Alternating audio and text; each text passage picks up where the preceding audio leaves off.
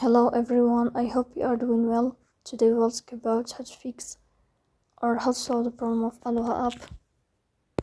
You will click on settings and you will enter.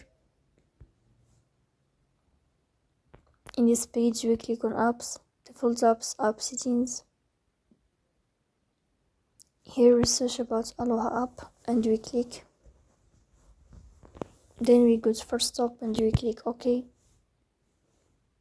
Here you will enter to the window of storage.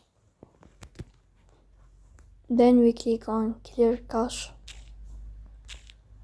In the end, you will turn off your phone and you will wait a moment to restart your phone again to fix that problem. So that's all.